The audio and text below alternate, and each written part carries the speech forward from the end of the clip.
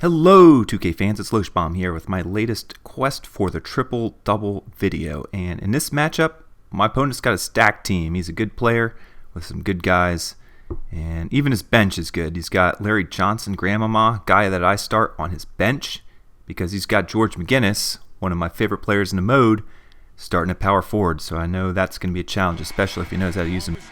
I've made some changes since my latest video. If you saw the Moses Malone video, I'm going to go a different direction. If you haven't seen the Moses Malone video, I really want you to check it out. And this time, I'm going to try a different strategy out as far as getting a triple-double goes. I'm going to go with Bill Russell. I finally listened to all your comments, and I'm going to go and see if I can prioritize the rebounds and focus more on getting the assists with a guy that's a natural rebounder than trying to get assists and rebounds with a guy that's a natural scorer. So that's why I'm going to go with Bill Russell in this game. Another thing you want to know about this opponent is he texted me at the beginning of the video, and this has happened to me probably 5 or 6 times now, and told me he's a big fan and was excited to play against me. So I felt pressured once again going up against a sub, knowing that I would have to put this on the YouTube and you'd all get to see how we match up against each other. So I believe his nickname is DeuceX or Deuce. If you're watching this, good job. And the viewers are going to find out why when the game comes to an end. Alright, we're going blow for blow here at the beginning, running down the court. Both got our good players, and I'm going to try out Grandmama, work in the post, see what I can do. George McGinnis there with the 99 strength isn't going to allow that to happen, but look at that. I get a triple or quadruple step there, leading to a foul, and Grandmama is money from the free throw line. And while he shoots these free throws, I want to talk to you a little bit about one of the games that I did not buy, and that's NCAA 2014. And the reason why I didn't get that game is because I thought that the series had become stagnant. It seemed like it was the same game the last 3 years in a row. So why should I buy a new game? I mean, if I'm playing the same game I was playing for the last 3 years, there's no need to go out and buy a new one.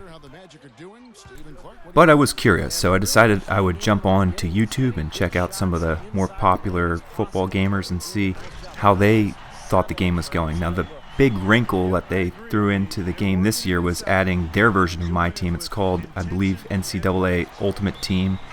And just like this game, you open up packs and you play people online with some of the legends of the game. So that alone, if done correctly, I think is totally worth buying the game.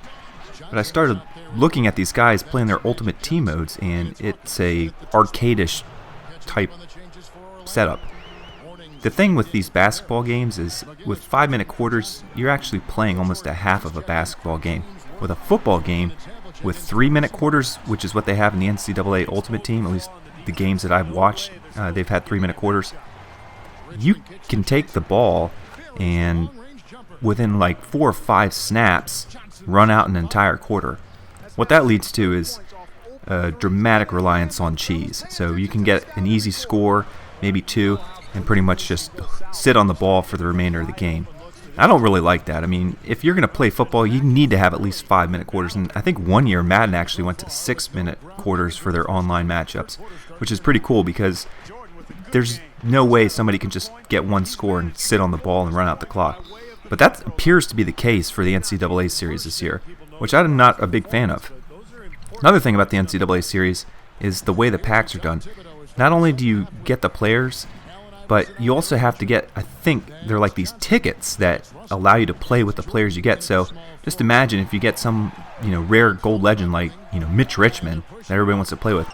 On top of that, you have to find some sort of ticket that allows you to actually play with them. So you get the player and then you have to pay him, kind of like a salary, but you pay him with these tickets and they expire. So I was a little confused. Maybe I've got it wrong and I don't have a full understanding. I don't have a full understanding how the mode works, but it just seemed kind of cheap.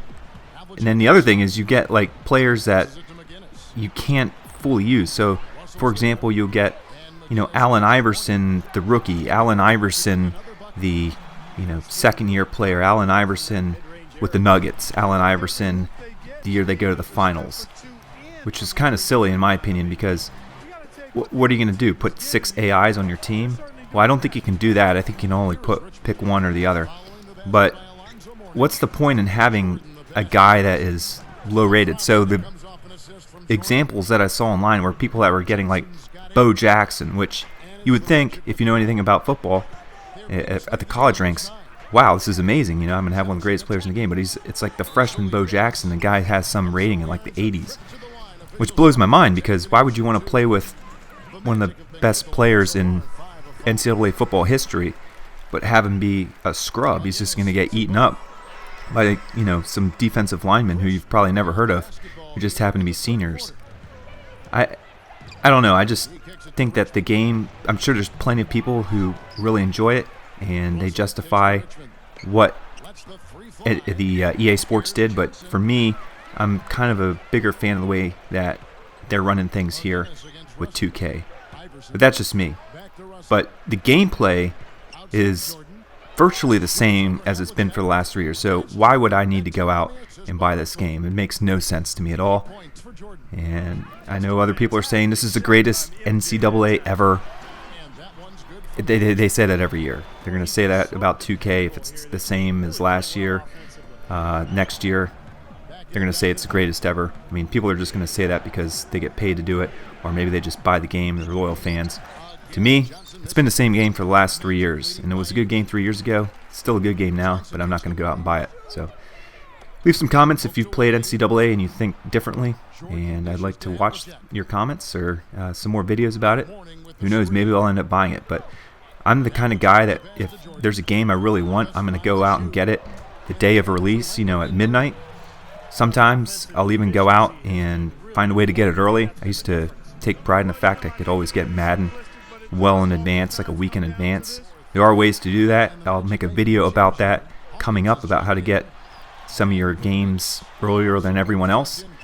But I'm not playing NCAA right now, so clearly it's not that important to me. In this game, my opponent goes off to a great lead, and in the third quarter I just fall apart. He gets bucket after bucket, and I'm creating turnovers with my bad passing. But I put my defense back into the game.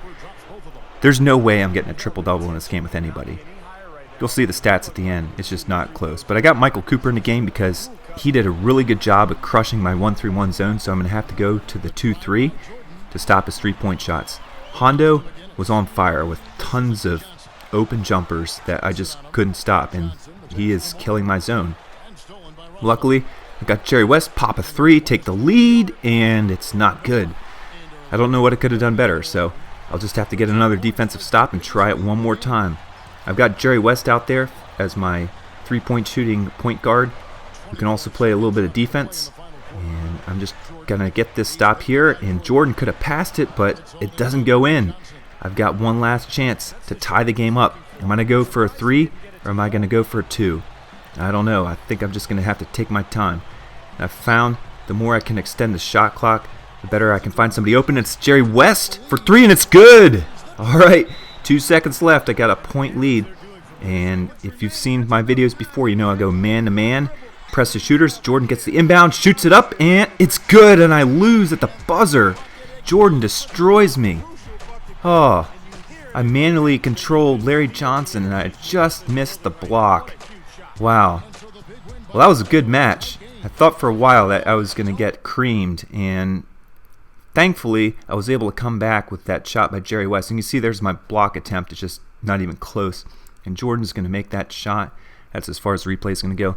Looking at the overall stats, you can see on the right side, the Magic have pretty much an advantage in every department. They're only 19 rebounds on my side, all told. So not even close to triple-double territory. And one of the things I like to do is look at some of the signature skills that my opponents are rocking. There's Hondo with his 14 points. And he was actually 2 of 7 from downtown. It felt like he was 7 of 2. I mean, it was just out of control. So Alonzo, this is a guy I don't have, but one of my favorite players of all time. He's got hustle points on him, defensive anchor and shot blocker. Havlicek's got some shooting ones. Same thing with Jordan. Jordan apparently is pure offense for him, no defensive sig skills. And I've never seen somebody use Robert Parrish as effectively as this guy. For me, Grandmama, 14 points with 5 rebounds and 2 assists, and 2 of 2 from downtown. Very effective out there.